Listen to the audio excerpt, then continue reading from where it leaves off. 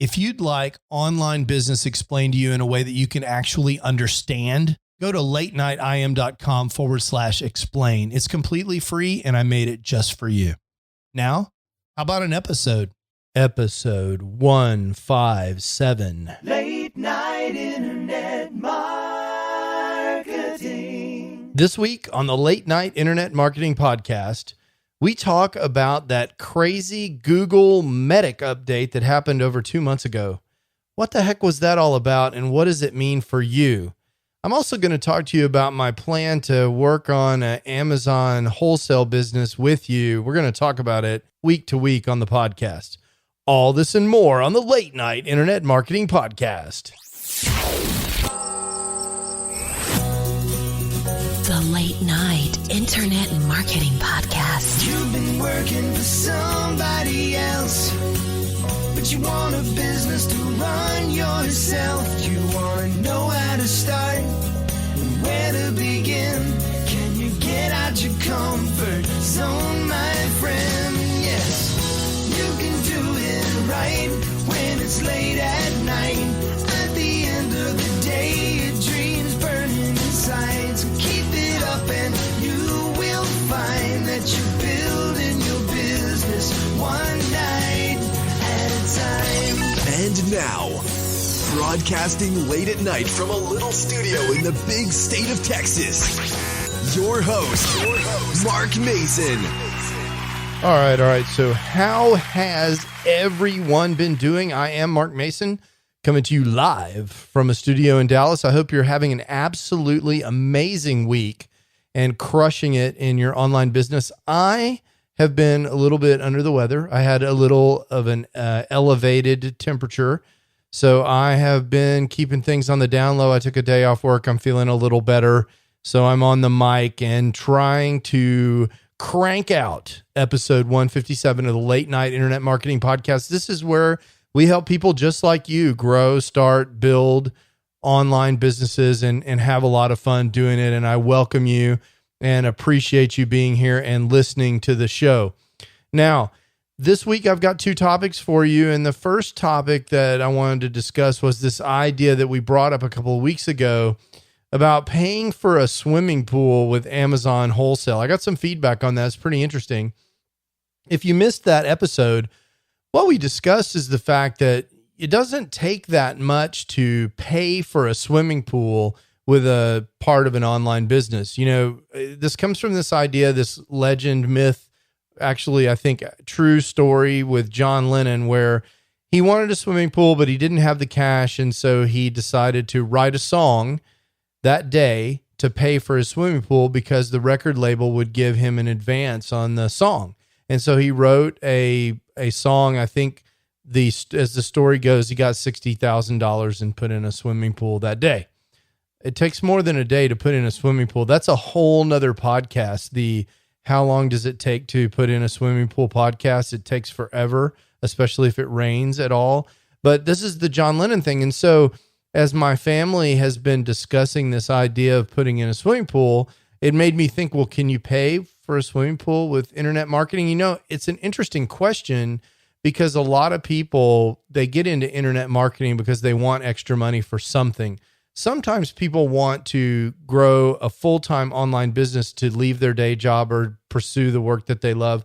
But a lot of times they're wanting that to make up the difference between the amount of money they have from their current job and what they feel like they want or need to have for car payment or medical bills or whatever, or maybe like John Lennon, a swimming pool. And so the question was, well, can you do that with Amazon wholesale? We've been talking about for the last couple of weeks. And the answer is, well, sure. You just need to do a little math. So let's say that you need, we were going to say $500 a month, but let's use an even more round number. Let's say let's say you need $500 a month in a pool payment, but in order to get that after taxes, you really need to make $1,000 a month because you're going to give, let's say, just round numbers here, half of your money to taxes, Uncle Sam. So you need to have a revenue situation with your Amazon business that generates about $1,000 a month, so you can keep $500 and make a pool payment every month of $500. So a $500 pool payment at today's interest rates will easily get you a $60,000 or $70,000 pool. So you should be good to go with $500 a month for your pool payment. So in order to make that payment, we need to have a profit of $1,000 a month before taxes from our Amazon wholesale business. So we had talked previously that a typical Amazon profit margin, the amount of money that you should expect to make, the percentage of money that you should expect to make, is about 20%. So really what it means is, if you're really going to target 20% and hit that, which is not easy to do, we can talk about that in a little bit, but if you're really going to hit that, then you need to sell on Amazon about $5,000 worth of stuff every month. So you can do that math. If you take 5,000 and divide it by 30, that means on Amazon, you need to be selling about $166 a day worth of stuff. So if you're selling $20 or $25 items, means you're selling 5, 6, 7, 8 items a day, right? Not a big deal, seems like. So the question is, can you do that and maintain this 20% margin and pay for your swimming pool? And so if you back that up one step further, in order to sell that inventory, you're going to have to get that inventory to Amazon. So you should figure probably that you're going to pay, let's say 40% of your inventory is going to be cost of goods sold. So you need to be buying about $2,000 a month in inventory that you're sending into Amazon. So this is a really simple thing, right? So you buy $2,000 worth of stuff, you send it into Amazon, it sells for about $5,000 on Amazon. You keep $1,000, you give half to the government, and you pay for your pool with the other half. That's what we're going to try to do. So that's what we talked about. And I think those are good numbers for this experiment. So the question is, can you actually do that if you're only going to work on that 30 minutes a day? If that's all you're going to do, if you're going to work on it 30 minutes a day, can you really do that? So we're going to do an experiment. I'm going to see if I can just work on that for 30 minutes a day for the rest of the year. And I've got a little egg timer. Every day, I'm going to find time to turn over the egg timer, and I'm going to work on the Amazon FBA business for 30 minutes. And then when the egg timer runs out, I'm going to stop, more or less. And I probably won't get to it every day. And some days I may work a little more than 30 minutes, but to be honest with you, it's going to be a struggle for me to even work on it that much.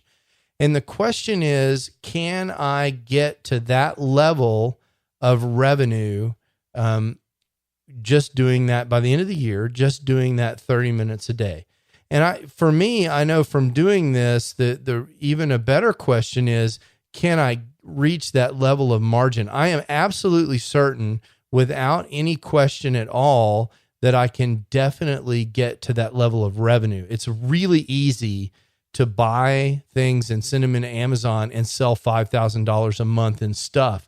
The question is, can you do that and do it in a way where you're making 20% profit margin? That's the really hard part, and that's the part we're going to talk about. So I'm going to do this, and I'm going to give you periodic reports. Every couple of weeks, I'll let you know what's going on. So 2 weeks from now, I'll give you an update on this. We're going to call this the late night swimming pool experiment, and we're going to see how it goes. So stay tuned for that. That's going to be really interesting. If you have questions about Amazon FBA wholesale, now's the time. Go to latenightim.com/feedback or send me email to feedback@latenightim.com. Ask me your questions, and we'll be sure to answer them right here on the show. It's time to get to work building your internet business. One night at a time. One night at a time. Okay, so our main topic for today is this Google Medic update. So the Google Medic update, it was first, as these updates often are, it was first reported by Barry Schwartz over at SEO Roundtable. He is like the guru reporter SEO guy. If you've never looked at SEOroundtable.com, I definitely recommend Barry. He's got lots of good things to say. And in this case, as is often the case, he was the first to notice this and report this. And what they do over there is they track rankings of a bunch of websites, and they can detect when websites when their rankings are going up or down. And so sometimes they can sniff out these updates even before Google mentions them. And that was the case here. In fact, he reported it before Google ever even mentioned it. And then he immediately surveyed a bunch of websites that were impacted and looked at the content that was impacted. And of the people that he talked to and the data that they had, he found out that almost half of the sites that were impacted had something to do with either your money or your life. YMYL sites is what they call them in Google. So it's these sites that are health related, and that's why they call it the Medic Update, because 40% or more of the sites that were impacted by this update were health related, and a bunch of sites that were finance related were impacted. So these are sites that deal with your money or your life. And the idea, we think now after a couple of months, is that what Google was really targeting was sites that rely heavily on EAT.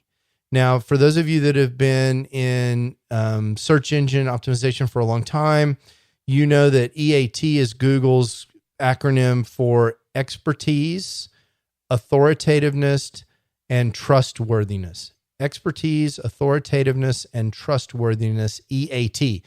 And so it stands to reason that if you don't have those things, you probably shouldn't be giving medical advice. So why would Google want to do this? Why would Google want to seek out websites that don't have good EAT and push them down in the rankings? And so here's the reason why. As we've discussed before on the podcast, Google makes money from selling ads. In fact, most of the money that Google makes comes from its ad network. So if Google's making money selling ads, they're selling those ads mostly, not exclusively, but mostly on their search engine platform. And that works for them because they are the de facto standard in search engines. Yeah, there's Bing and DuckDuckGo and Yahoo, which Bing and Yahoo are essentially the same thing. But when you go to search for something on the internet, 99 times out of 100, if you surveyed 100 random people, they would tell you that if they know what search engine they're going to Google. Now, the exception is if they've got a Windows machine and they don't know any different, they're going to Bing because they don't know the difference and they're not a savvy computer user. But most users that choose a search engine choose Google. And in fact, Google is so popular, it's its own verb, right? We Google things. We don't search things on the internet. We Google them to find an answer. So, whenever you've got your own verb, you're doing something right. So the way you protect that if you're Google is you make sure that you have absolutely the best possible user experience imaginable. And what do users want? They want the answer to whatever question they're asking. See, when you go to a search engine, really you're asking a question. You want to know the answer to where to buy something or what to do about something or how to fix something or a piece of information, how many people live in North Dakota, whatever it is, you've got a question that you need answered. And Google's job is to find exactly what it is that you think you're looking for, almost independently of how good you are at typing in the thing that you're searching for. They need to divine your intent. And once they do that, they need to give you absolutely the best, most authoritative and trustworthy information from the best expert out there, EAT. That's their goal. Now, if you're Googling what to do about your grandmother's colon cancer, it's really important, right, that they give you authoritative expert advice on that. And they have cranked up the volume on that, particularly on medical and, in the same token, financial sites. That's what the Medic Update is. So the two questions that I get about this is, well, one, does this mean that I should not start an affiliate site in the medical niche right now because of this thing? And my answer is, well, are you able to create EAT in that niche. If you are a DPT or a CPT, a certified physical therapist, and you're thinking about creating a niche site around this around physical therapy, rather, I think that's absolutely fine. You can do that. You should understand that because part of this is trustworthiness, and trustworthiness is really a proxy, we think, for backlinks to your site. It's going to take you a while to establish trust in that marketplace. And it's probably going to take you longer to establish trust in the physical therapy niche than it is in the lawnmower niche.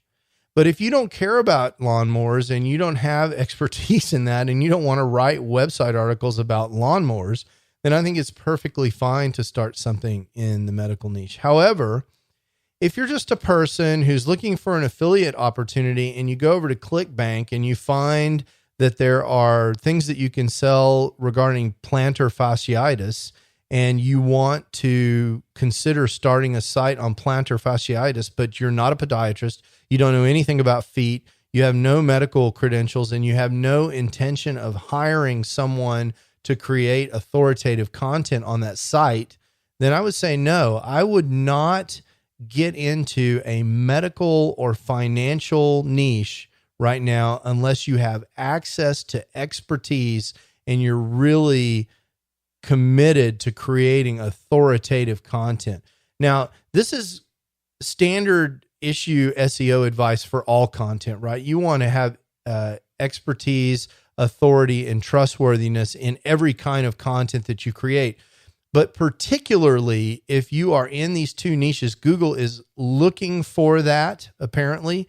And many websites have been hammered recently to the tune of tens of thousands or hundreds of thousands of dollars a month in search engine value, the value of the traffic coming to those sites, because they lack in Google's vision the expertise, the authority, and the trustworthiness. And you wonder, well, how does Google do this? And of course, only Google knows that, but certainly some of the signals that they're looking at are now related to machine learning. So they have humans evaluating sites and entering that data into databases. And then they use those databases to teach machine learning engines what good websites look like. And so those machine learning algorithms are getting smarter and smarter, and Google is giving them a longer and longer leash to go attack things. So my answer to you, if you're thinking about creating something in a medical or financial niche, let's say you're planning on going to FinCon. It's a great conference, by the way. And you are going to become a financial blogger. It's going to be a lot easier for you if you have credentials in that space that will help you establish your authority. Now, the second question that I get after should I do this is, what do I do if I've been affected by this, or what can I do to protect this? So the obvious answer is you want to bolster your expertise, your authoritativeness, and your trust. So, one of the things that you can do is to make sure that you have all of the things on your website that trustworthy websites have. You need to make sure you have a way to contact you. You need to make sure you have all the disclaimer and privacy policies and all of the terms of service and type legalese that we have always talked about. Google looks at that as a signal of trustworthiness because serious websites absolutely have that kind of information. The other thing that you need to do is you need to make sure that you have author bios that reflect whatever expertise or authority you have. For example, if I were going to have an electronic gadget blog, I would definitely want to construct an author bio that made sure that it described the fact that I have 2 degrees in electrical engineering and experience with gadgets, and maybe go on and on about, why I'm an expert in the field of gadgets, if that's really true. Okay. And that kind of author bio is important because the way WordPress works, if you're working with WordPress, each of your articles will show the author, and the author will link to the author bio. And you may even want to put a bio at the end of each article that links to your author bio so that it's easy for Google to determine, yes, this was written by a particular person. It's not just a random article on a blog. It's a particular person that wrote this article.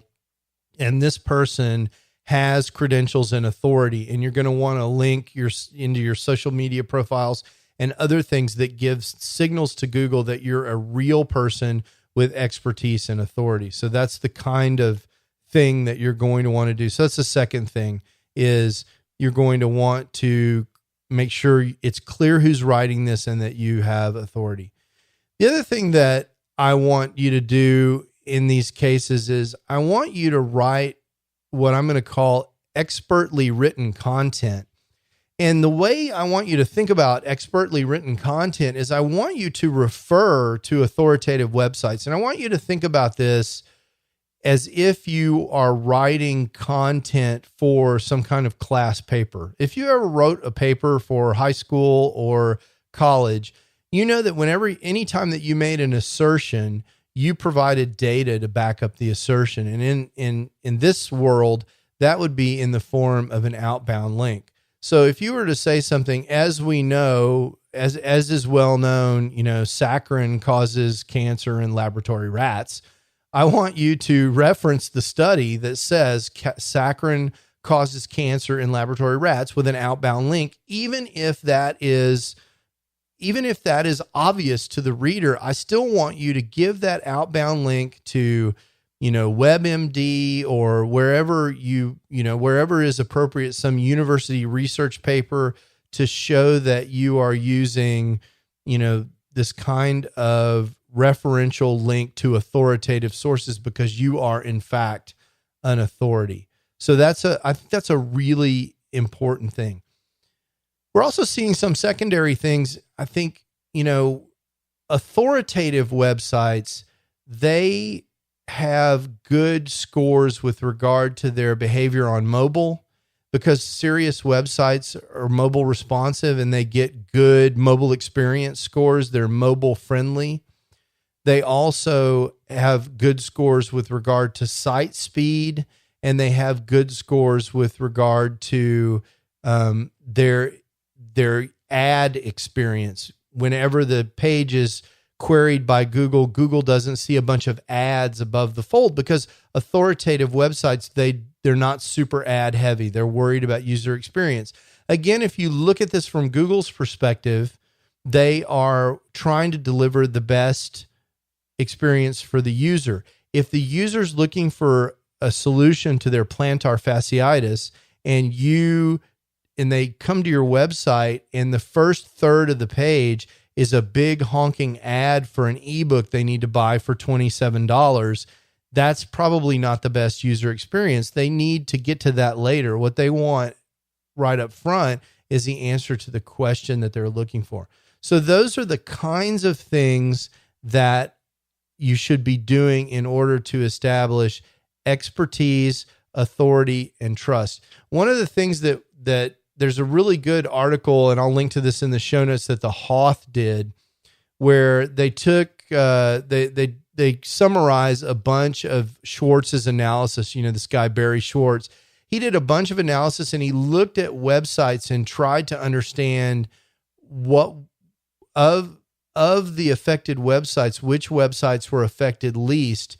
And design and ad experience were an issue. Mobile experience was an issue. So the sites that had better ad experience, better mobile experience, better design experience, they were affected least. Also, sites that had better inbound links. Obviously, if you're getting links from other trusted websites, it's an indication that you can also be trusted. So I think this kind of link authority in this particular case becomes more important than ever. And it's not important in the way that it so much as it used to be, in that just more links is better and you're just trying to tip the scale in your favor. This is more of being interpreted apparently as a signal to Google that these things are important. So, answer to question number one, I would only get into medical and finance websites right now if you're sure that's what you want to do and you're equipped to deal with it.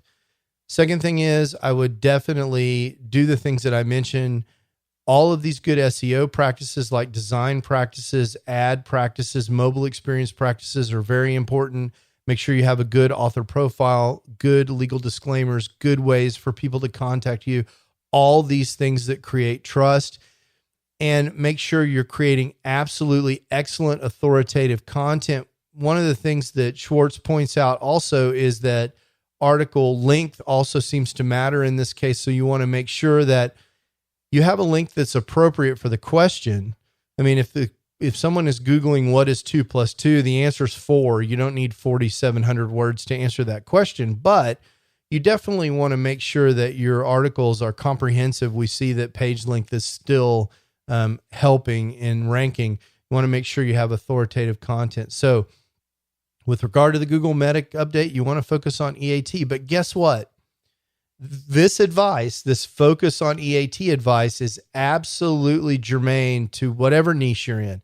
If you've got a website on underwater basket weaving, you absolutely want to have underwater basket weaving expertise, underwater basket weaving authority, and underwater basket weaving trustworthiness.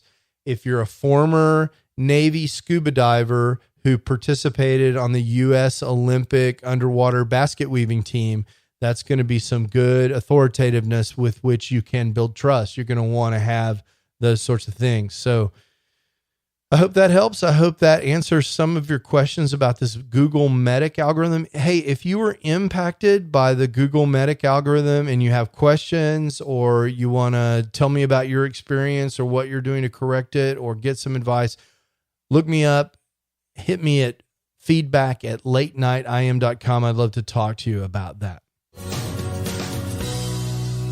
Okay, so that wraps it up for this week. Tonight, I'm going to spend 30 minutes trying to buy some stuff for Amazon FBA wholesale. And I'm going to tell you all about what I get done between now and next week. So look forward to that. We'll have lots of more fun things in addition to come. We're not going to just talk about Amazon FBA wholesale, but every week or two, I'm going to try and give you a little update on the swimming pool experiment. Talk to you soon.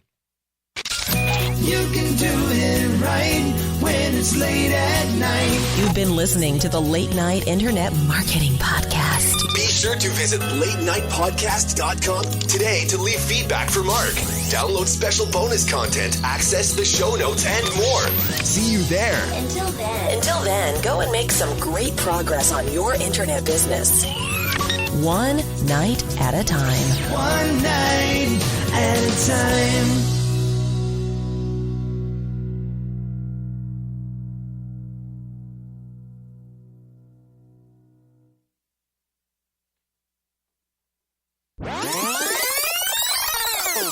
Okay, so I posted on Facebook. I don't post all that much stuff on Facebook. On my personal profile, I posted this snapshot of a little piece of paper that my daughter hung up in her play area upstairs where she was playing school. So she likes to play school with her friends. Now, she's at school like 8 hours a day. So I don't know why kids like to play school, but she's playing school.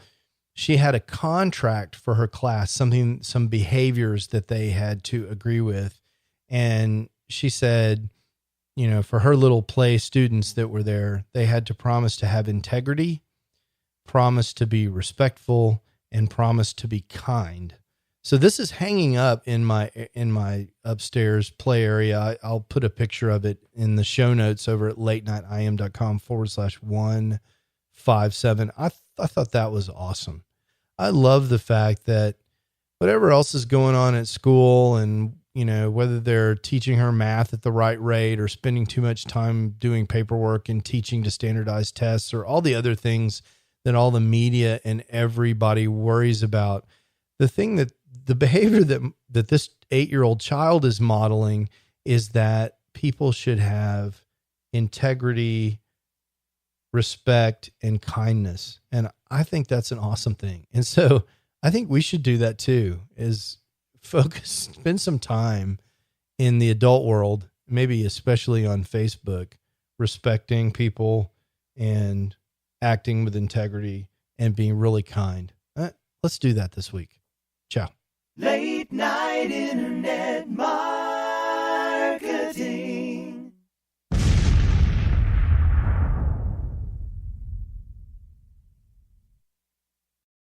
Hey, it's Mark again. I wanted to tell you one more time about this absolutely free resource that I have for helping people who are trying to get the big picture for internet marketing, actually get started and understand what all their choices are.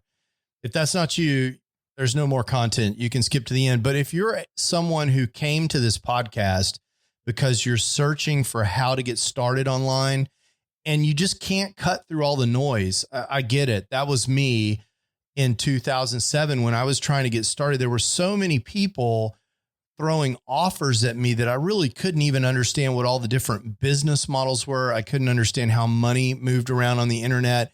And I couldn't really get a grip on what direction I wanted to go in so I could figure out how to move forward. I've created a free video resource for you just for that purpose at latenightim.com/explain. In several short videos, I just explained to you what internet marketing is all about and what online business is all about and the different options that you have for starting an online business. There's nothing to buy there. You just sign up for access and you get the videos just like that.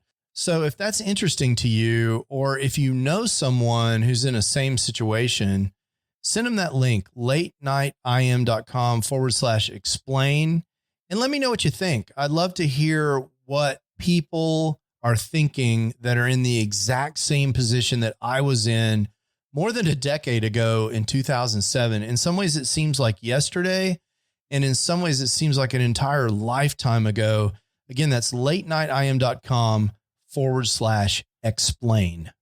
Late night internet